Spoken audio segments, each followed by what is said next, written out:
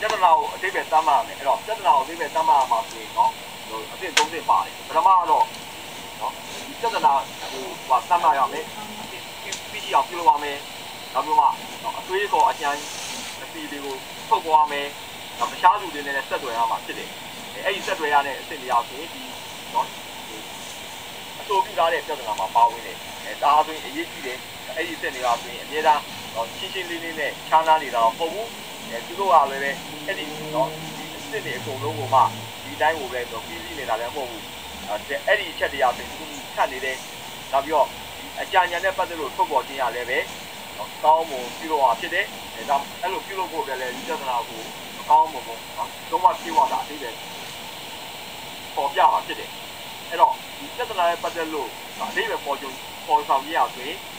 အဲ့ဒီတခြားပြုလုပ်တဲ့လူတွေကိုယ့်ရဲ့အလုံးအပ်တဲ့လူတွေနဲ့တိုင်ပင်ရမယ်တိုင်ပင်ပြီးပြုလုပ်မှာဖြစ်တယ်အဲ့တော့အဲ့ဒီအဆင့်ရလည်းပဲတတိယအဆင့်ရဲ့တပိတ်တွေလာဖြစ်တယ်အဲ့ဒီခါမှဆိုရင်ဒီလိုစနစ်နဲ့ပတ်သက်လို့အဆိုပြုတာတွေဆက်သွယ်မှုပြုလုပ်တာတွေအဲ့ဒါတွေလည်းပါတယ် Defining the problem typically consists of three stages identification of the problem idea generation and communication with the others involved in the proposed system. It is important to remember that these stages are not always clearly separated from each other and are not always completed in this order.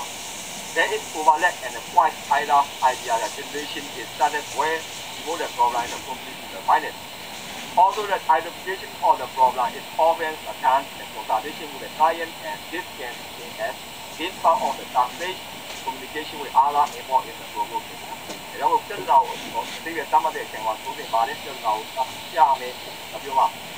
ဒီကောအကြံဉာဏ်တွေပုဂ္ဂိုလ်အမေဆက်သွယ်မှုပြုလို့မှာဖြစ်တယ်အဲ့တော့အဲ့ဒီအစ်နေရာဆိုရင်တစ်ခုတစ်ခုကတော့သူ့လို့တော့အများအားခွဲခြားနေတာမဟုတ်ဘူးဆက်နွယ်နေတယ်ဥပမာအဖြစ်အတိတ်ပဲအကြံဉာဏ်တစ်ခုကိုစပြီးပြုလုပ်လိုက်တယ်ပြုလုပ်တယ်ဆိုရင်လည်းအဲ့ဒီတစ်ခါမှာပြဿနာကိုလုံးဝအတိတ်တွေကိုတတ်မှတ်တဲ့ဒီအကြံဉာဏ်ကိုစပြီးလုပ်ပြီးလိုက်နောက်တစ်ခါအဲ့လိုပြဿနာကိုမှတွေ့ရှိအောင်ပြုလုပ်တဲ့နေရာမှာလည်းပဲကိုယ့်ရဲ့အလုပ်အပ်တဲ့ဆက်သွယ်မှုနဲ့ပြုလုပ်မှုလိုတယ်အဲ့ဒါကြောင့်လို့ဒါပါလဲဆိုဆက်သွယ်မှုနဲ့လည်းသိတတိယအဆင့်ဖြစ်တဲ့ဆက်သွယ်မှုနဲ့ပါဝင်နေတာဖြစ်တယ်အဲ့ဒီပါဝင်မှုကလည်းဒီပြဿနာလေးပဲသတ်မှတ်တဲ့နေရာမှာဆို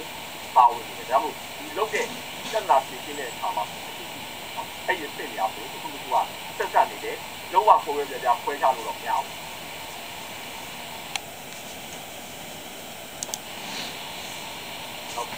ပြဿနာကိုမှသတ်မှတ်ပေါ်ညွှန်းပြမှာဖြစ်တယ်အဲ့တော့ပထမအဆင့်ကတော့ဒီအလုပ်အပ်တဲ့လူရဲ့လူအလားချက်ကိုဒီကစွာသိရှိရမယ်နောက်တစ်ခါလက်ရှိရှိနေတဲ့စနစ်ကိုလည်းဒီကစွာသုံးသပ်လေ့လာမှာဖြစ်တယ်နောက်တော့အဲ့ဒီမှာဆိုတာကိစ္စကိုလေ့လာမှုပြုရမယ်အဲ့ဒီကိစ္စပြုလို့လေ့လာမှုပြုလို့ညပြင်လက်ရှိစနစ်ကဆိုရင်ဥပမာနဲ့လက်ရှိစနစ်ကဆိုလုံးဝပဲဘယ်လိုလဲသူနဲ့ဒီအားနဲ့လုပ်တိုင်းတယ်ဖြစ်နေတယ်အဲ့ဒီခါမှာဆိုတာကွန်ပျူတာလက်တွေ့လုပ်တဲ့စနစ်တစ်ခုကလူနဲ့လုပ်နေတာဆိုတော့ကွန်ပျူတာနည်းပညာမှာမှသုံးလို့ရနိုင်တယ်နောက်တစ်ခါအဲ့ဒီဥပမာပြဒီလိုဥပမာပြဒီမှာဒီကိုသိတဲ့နေရာတွေမှာဆိုရင်အခုဒီကောက်တဲ့နေရာတွေမှာလက်နဲ့လုပ်နေတယ်ဆိုတာကွန်ပျူတာနဲ့ဘာမှမှန်လားပြုလို့ရနိုင်တယ်အဲ့တော့အဲ့ဒီမှာဆိုရင်တော့ပြည်စီအထုပ်ရင်းတွေအကုန်လုံးလက်နဲ့ပြုလုပ်မယ်အဲ့ဒီခါမှာဆိုပြဿနာတွေဖြစ်ပေါ်လာနိုင်တယ်အဲ့တော့ဥပမာပြကာစတမာတွေကဘာလဲဆိုရင်ဒီလိုပတ်စံပေးကိုပေးနေပြီးသားကုမ္ပဏီရဲ့ဘဏ်ကောင့်တွေကိုထိုက်ရိုက်ငွေသွင်းပြီးတဲ့ကာစတမာတွေကိုလုံးအပ်တဲ့လူကိုဖြတ်ပြော့ပတ်စံဆက်တောင်းနဲ့ပြန်ပြီးသတိပေးတဲ့တို့နစ်ကိုသွားဖို့ဒီသားမျိုးတွေဖြစ်နိုင်တယ်ဒါမှမဟုတ်အဲ့ဒီစနစ်မှာဆိုရင်စနစ်ကဆိုရင်ဒီလိုကြီးတဲ့စောက်တွေသိမ်းသားတဲ့စောက်တွေရဲ့ဒီဒေတာတွေသိမ်းထားမှုတွေကိုလူနဲ့update ပြုလုပ်တဲ့ခါမှာအဲ့ဒီခါမှာဆိုရင်ကောက်တာရင်းကောက်တာတွေကလည်းပဲလူကလေးပြုလုပ်တဲ့ခါမှာဆိုရင်အချိန်သိပ်ပြုတ်တယ်ကုန်နေတယ်ဒါမှမဟုတ်အဲ့လိုချက်တွေပါဆိုကာစတမာအနေနဲ့ရဆိုပစ္စည်းတွေကိုမှအဲ့လိုလူနဲ့ပြုလုပ်တဲ့ဆိုရင်ဒီပစ္စည်းတွေဘယ်လိုရှိတယ်ဆိုတာကာစတမာမသိနိုင်ဘူးအဲ့တော့လူကိုယ်တိုင်သွားပြီးပြင်ကြည့်တော့တယ်လီဖုန်းပြုရင်အဲ့လိုပြုလုပ်မှာဖြစ်တယ်အဲ့တော့business phone order တွေအပြင်ဖုန်းနဲ့ပြတဲ့ order တွေကိုလက်နဲ့ရေးလိုက်တော့အဲ့ဒီမှာဆိုduplicate တွေပြုလုပ်ပါဖြစ်တယ်အဲ့တော့ပထမ copy တစ်ခုကိုတော့ file နဲ့ထည့်ရမယ်ဒုတိယ copy ကိုတော့ဖြည့်ရမယ် နောက်တစ်ခါ order ပေးဖို့ပြရမယ်အဲ့တော့အဲ့လို order ရဲ့သဘောသဘာဝကိုမူတည်တဲ့ဒီရှိတဲ့ stock တွေရဲ့ပုံမူတည်ပြီးတော့မှတခြားလိုအပ်တဲ့စာရေးစကားကိစ္စတွေကိုသုံးမျိုးပြုတော့မှာဖြစ်တယ် Identification of the problem. The first stage involves looking closely at the client requirements and the existing system. So the case that is that the current design manual that is the place the no use of the computer or the computer-based technology to it in the running and the tracking of the accounts and the stock level. All transactions are processed by hand and this creates the variety of the problem. For example, there is the generation of the reminder notice to the customer who have all these things that they are based by the direct deposit to the computer bank account. The system also requires the manual updation of the stock database. All subject taking the tasks are also done manually and are therefore required the time consuming. There is no facility for the customer to check the availability of the product other than the visiting the shop or going in and there are the size and consuming tasks for the both the customer and the visitor. Full orders are handwritten and in many cases the duplicates are made. One copy is for the filing and the recipient is used to pay and process the order. Depending on the nature of the order and the stock availability, this can lead in the generation of file paperwork and duplicate.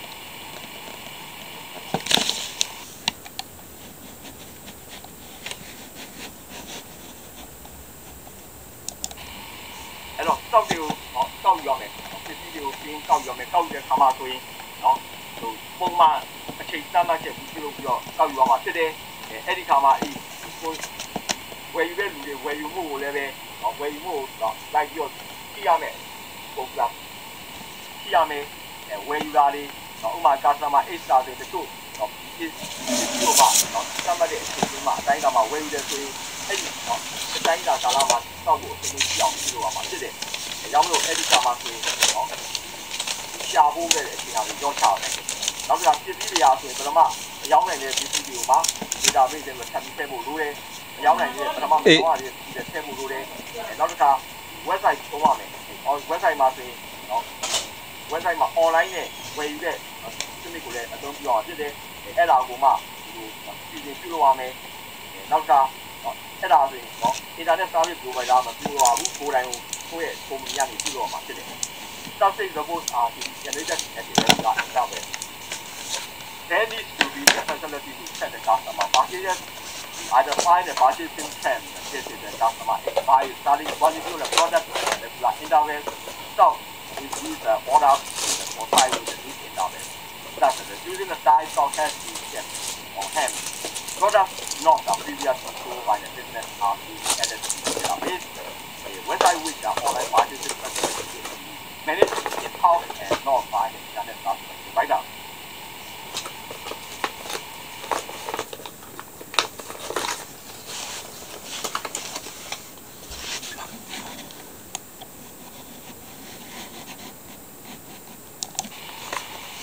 လက်ရှိနေတဲ့ကတ်တွေရဲ့ database တွေ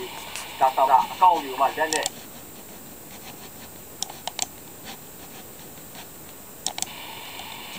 လက်ရှိနေတဲ့ကတ်တွေရဲ့ database တွေဒါဆောင်မှာရဲ့မှတ်တမ်းတွေကိုလည်းပဲကွန်ပျူတာအသုံးပြုအောင်ဖြစ်တဲ့ကွန်ပျူတာနဲ့ပြောရမယ်နောက်တစ်ခါအကောင့်တွေကိုမှလက်နဲ့နော်သိမ်းပြရမယ်အဲဒီခါမှာဆိုရင်ဒါဆောင်မှာအကောင့်လေးဖိုင်ကနေပြီးတော့မှဒါအပြင်ဘက်ကအကောင့်လေးဖိုင်ရဲ့သုံးတာမလိုလောက်ဘူးနောက်တစ်ခါlocal area network တွေ server တွေ workstation တွေကိုလိုတယ်နောက်ကဒီလိုရှော့ပြီးကိုလိုတော့ဆွဲချက်ဖို့လည်းလိုတယ်ဥပမာဖြင့်သုံးယောက်ရှိနေတဲ့ customer တွေဒီနေ့ဆိုရင်နော်အရေးအတွက်တွေပါယူတိုင်း customer အမျိုးသားတွေဒီရဲ့နော်တမိုင်းကြောင်းတွေဒီလိုဝယ်ယူတဲ့တမိုင်းကြောင်းတွေအဲ့ဒါတွေသိရမှာဖြစ်တယ်အဲ့တော့ customer တွေဝယ်ယူပါမူပြီးတော့လည်း discount ကိုပေးရမယ်အဲ့တော့အဲ့လိုပေးရတဲ့နော် program တွေပဲပြုလုပ်ဖို့လိုအပ်တယ် The existing cash database of the stock and the customer record is utilized. Accounts are to be handled without that is the way we no longer be done by the internet accounting firm.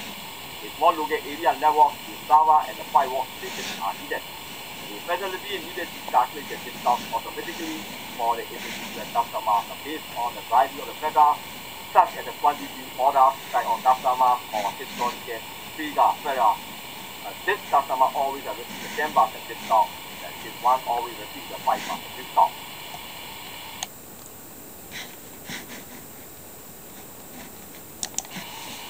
ဒီနာမှာအတွေးတော်ထုတ်သွားအတွေးတော်ထုတ်ဖို့တဲ့အခါမှာဆိုပြဿနာကိုပြုတ်ခွဲကြလေ့လာသင်ကြမယ်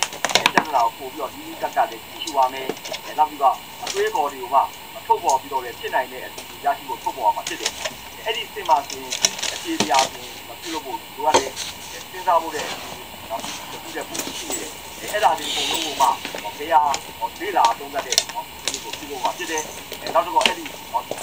လေးလာသုံးတတ်ဖို့တဲ့ဒီကိုလေးလာပြီးတော့လိုအပ်တဲ့လူပေးရမှာဖြစ်တယ်အဲ့တော့အဲ့ဒီလေးလာသုံးတတ်ဖြစ်နိုင်တဲ့လေးလာသုံးတတ်တဲ့ချက်မှာလည်းပဲလက်ရှိစနစ်နဲ့ပတ်သက်ပြီးတော့လည်းအောက်လိုက်ပြုလို့ရမယ်ပေါက်ပြရမယ်နောက်ပြီးဖြစ်နိုင်တဲ့အရှိဆုံးကိုအနည်းဆုံးထုတ်ပေါ်မှာဖြစ်တယ်အဲ့တော့အဲ့လိုလေးလာသုံးတတ်တဲ့အခါလေးလာမှုပါဆိုတော့ဒီလိုအပြည့်တော့ရှင်းပြီးတဲ့ပတ်သက်တော့ထောက်ထားတဲ့ဒီစတင်ပြီးကိုလည်းပေါ်ပြရမယ်နောက်တစ်ခုဖြစ်နိုင်တဲ့နောက်ဆုံးအကောင်းဆုံးအပြည့်တစ်ခုကိုမှထောက်ခံပြီးတော့မှာဖြစ်တယ်အဲ့တော့ဒီလိုဘလို့အပ်တဲ့လူရဲ့လိုလားချက်တွေရဲ့ပြင်းပြားကိုကြည့်ရှုစစ်ဆေးပြီးတဲ့အခါမှာတော့အကောင်းဆုံးရတော့ပါလဲဆိုရင်ပြဿနာကိုထုတ်ပေါ်တဲ့နေရာဒီ local area network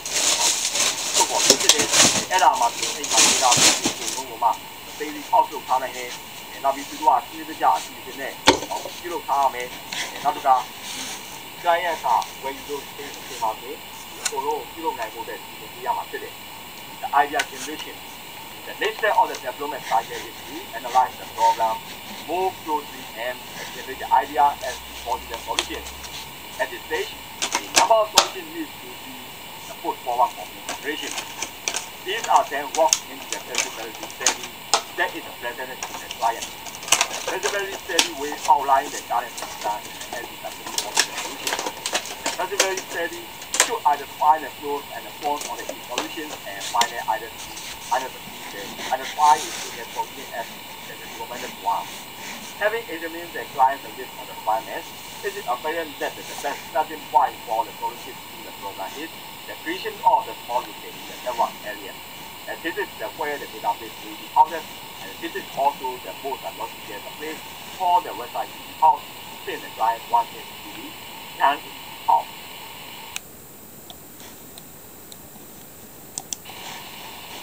နောက်ကကိုယ်ကလည်းဒီမှာပါဝင်တဲ့တခြားပြည်နယ်ဆက်ွယ်မှုပါဖြစ်တယ်။တော့ဒီကချက်သွားတော့ဗာလဲဆိုရင်ဒီအဖြစ်ထုတ်ခဲ့တဲ့စက်ကြီးဟာမှာဆိုရင်ဆက်ွယ်မှုပြုလုပ်ရမယ်။ဒီနေ့နဲ့ပတ်သက်လို့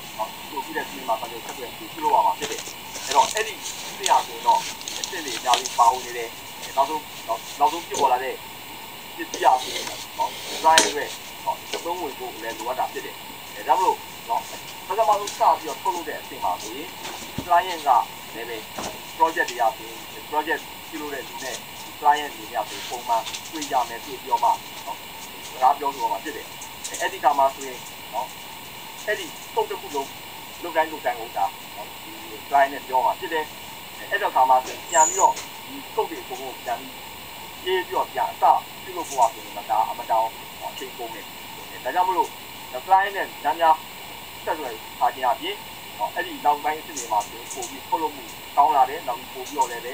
ငွေကြီးနဲ့ပတ်သက်လို့အကျိုးရှိနေတာဖြစ်တယ်အဲ့တော့ပထမဆုံး client နဲ့စရတွေ့တဲ့အချိန်မှာဆိုရင်တော့အဲ့ဒီမှာစသဖြင့်ပြုလုပ်ရမှာဖြစ်တယ်ပြုလုပ်တဲ့ခါမှာဆိုရင်လက်ရှိရှိတဲ့စနစ်ကိုမှပြန်ပေါ်ပြရမယ်နောက်ပြီးတော့ချက်လက်တွေစုစည်းရမယ်နောက်ပြီးစောက်တွေဘလို့မှာယူတယ်နောက် order တွေကိုဘလို့ပြည်စစ်တယ်ဆက်ပြီးပြုလုပ်တယ်အကောင့်တွေကိုပင်းတွေကိုဘယ်လိုပြီးတော့စုပြီးတဲ့သွားအဲ့ချက်တွေလည်းပါမှာဖြစ်တယ်အဲ့တော့အောက်မှာပေါ်ပြတဲ့အချက်အရလုံးတော့လုံးရေးထားတဲ့တည်ရင်းနဲ့ရေးထားတဲ့ဖြစ်တယ် communication with the others involved in the proposal system and the individual element of the any solution package and is communication with the others involved in the proposal system this is a recurring element at the many stages of the development process and is essential if the final product is going to be useful to the client through the stages of the development process. It is common for the client and the project team to have the regular meetings and observation. These ways are ordered before one line of the coding assignment. It is very costly to rewrite code or throw out the code page. Time spent in the consultation with the client and as many users of the new system is possible and makes the later stages much more productive and cost-effective. In an initial meeting with the client, various nodes were made, including the graph and diametric representation of the infinite system. Information was gathered on how the stock is ordered, how orders are processed, and how accounts are organized. The following has been adapted from the initial handwritten notes. အခုတင်ပြခဲ့တာတွေကတော့เนาะ software design မှာပြုလုပ်တဲ့အခါမှာဆိုရင်ဘယ်လို client တွေနဲ့เนาะ developer တွေဘယ်လိုဆက်သွယ်ပြီးပြုလုပ်တယ်ဆိုတဲ့အချက်ဖြစ်တယ်အဲ့ဒီ video တွေကိုအခြေခံပြီးတော့ PowerPoint နဲ့ဆက်လက်လေ့လာမှာဖြစ်တယ် Now I have explained you about the software design process how the clients and the developers are interact to develop the software based on these explanation video you need to follow steady the PowerPoints